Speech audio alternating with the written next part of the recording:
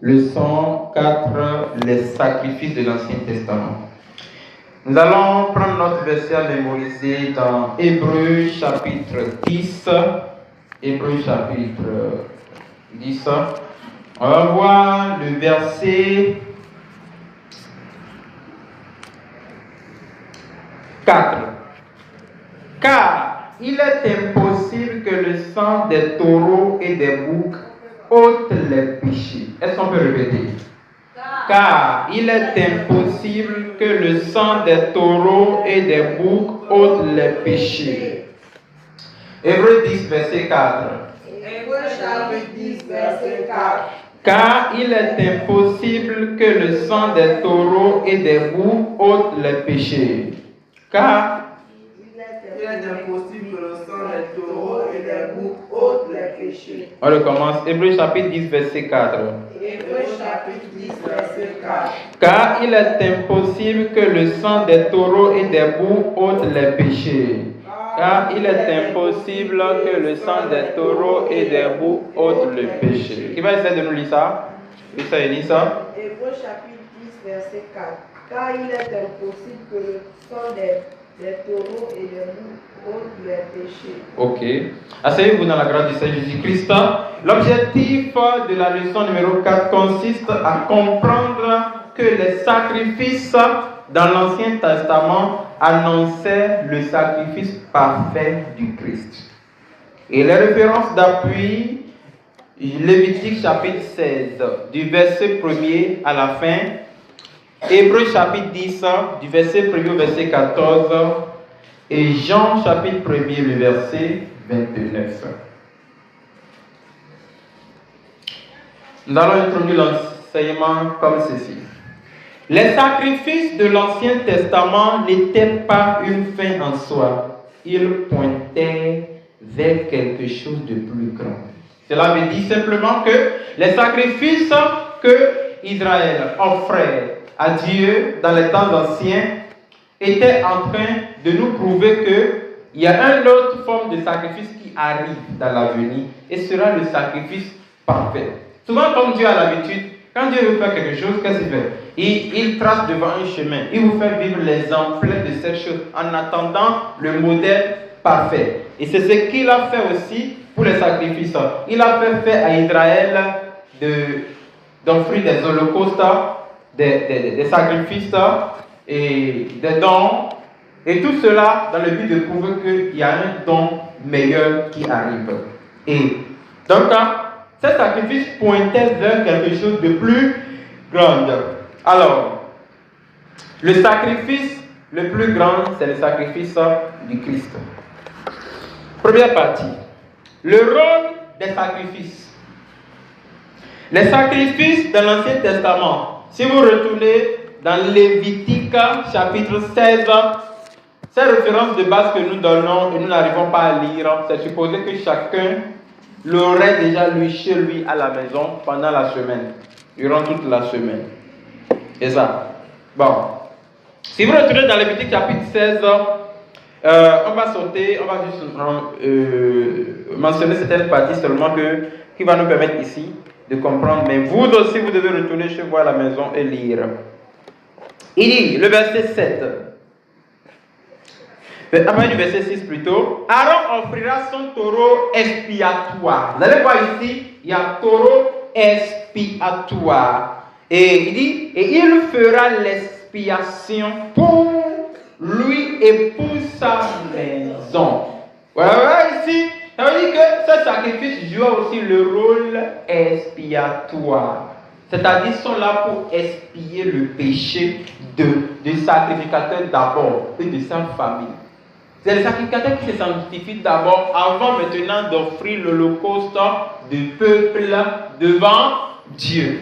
Et si vous venez dans le verset 8, vous allez voir, la Bible dit, non, verset 7, il prendra les deux boucs, je vous ai toujours dit, ces deux boucs, un pour l'expiation et un pour la propitiation. Donc, il prendra les deux boucs et il les placera devant l'Éternel.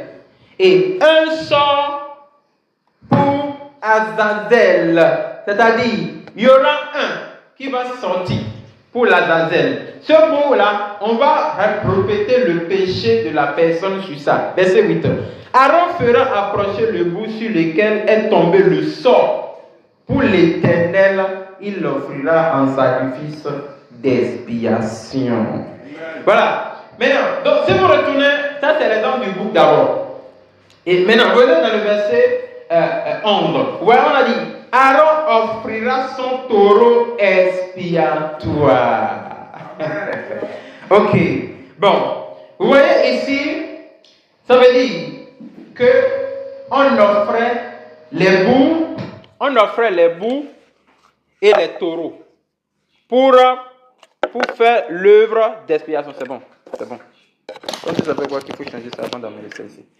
On offrait les boucs et les taureaux. Et si vous retournez, allez voir notre référence à mémoriser qui dit sur le champ, si le sang des boucs et des taureaux sont incapables d'expier, c'est impossible que le sang de ces choses puisse expier le péché de l'homme.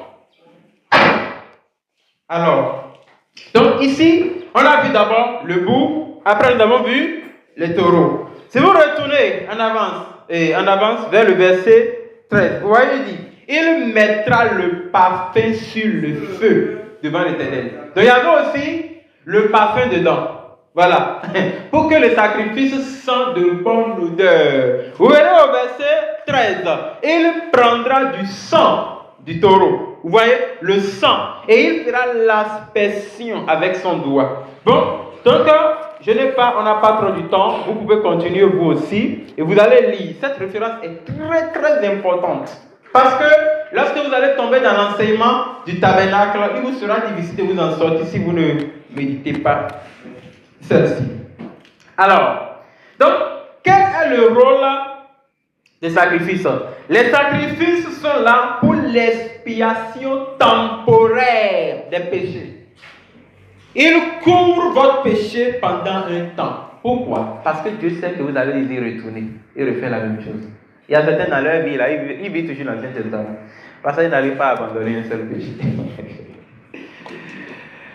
Ça, c'est le rôle du sacrifice.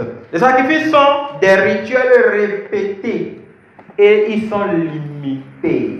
Deuxième partie, le jour des expiations. Tout ce qui concerne le jour de l'expiation a été expliqué dans Lévitique chapitre 16.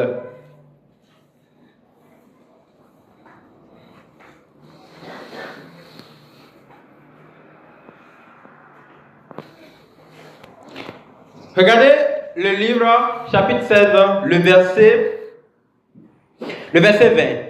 Lorsqu'il aura achevé de faire l'expiation pour le sanctuaire, pour la tente d'assignation et pour l'autel, il fera approcher le bouc vivant. Aaron posera ses deux mains sur la tête du bouc vivant et il confessera sur lui toutes les iniquités des enfants d'Israël et toutes les transgressions par lesquelles ils ont péché. Il les mettra sur la tête du bouc. Puis il le chassera dans le désert à l'aide d'un homme qui aura cette charge. Est-ce que vous remarquez que le péché du peuple est prononcé sur la tête du bouc et le bouc sera chassé dans le désert? Et pour aller où?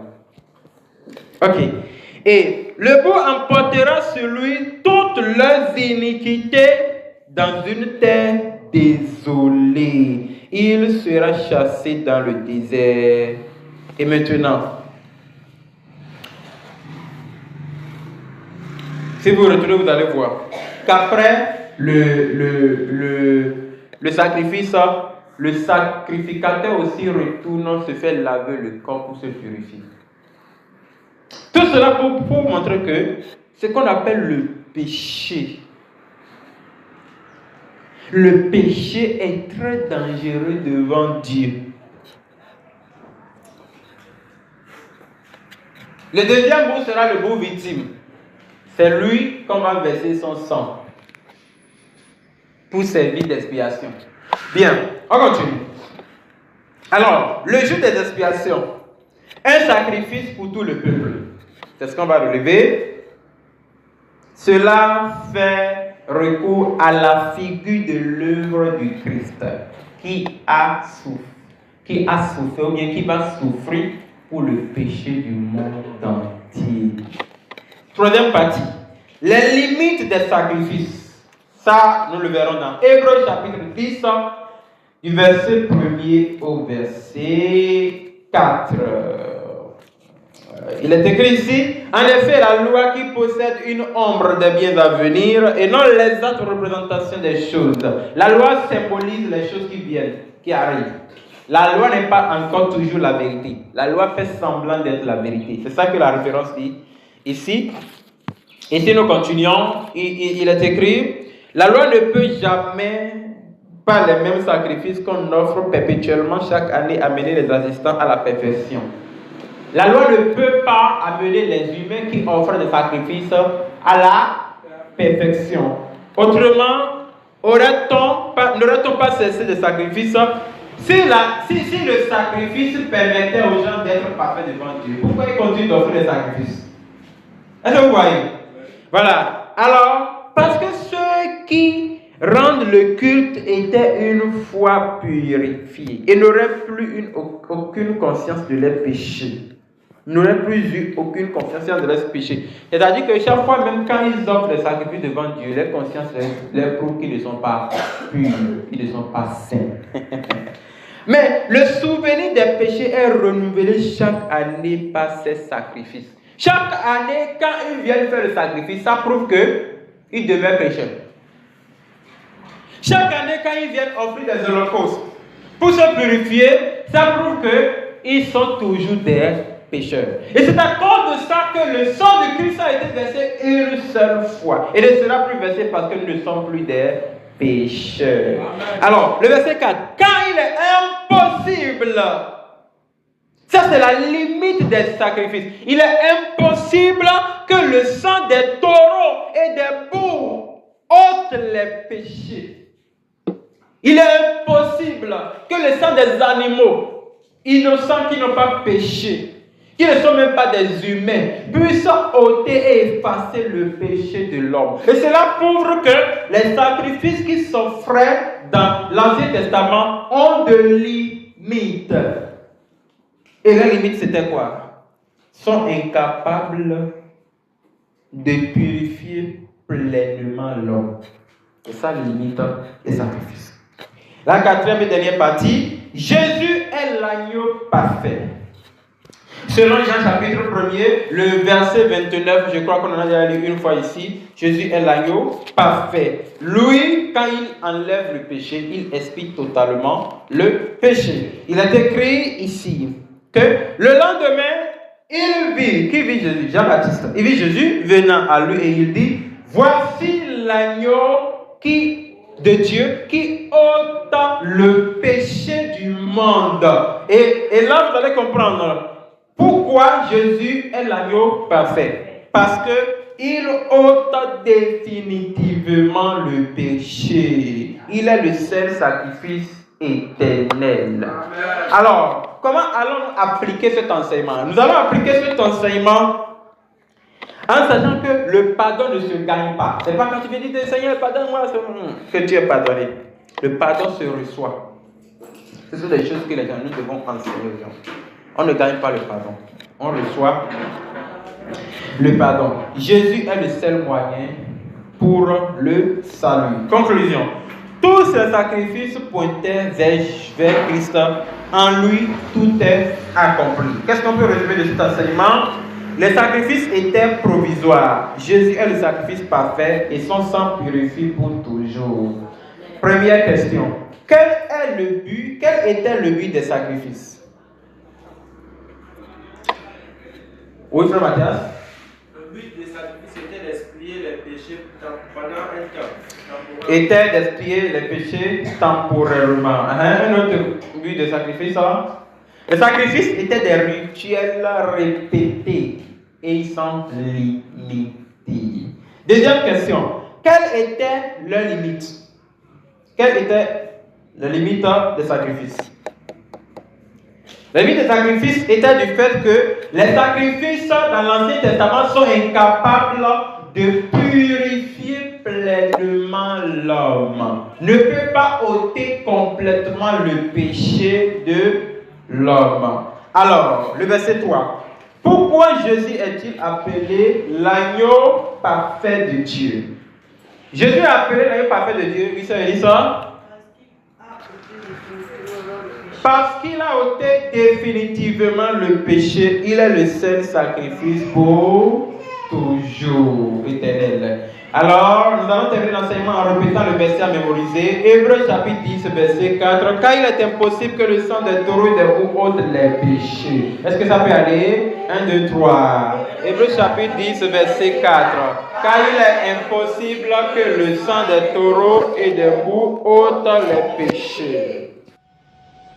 La plateforme du réveil des nations. Toutes les nations viendront et se prosterneront devant toi.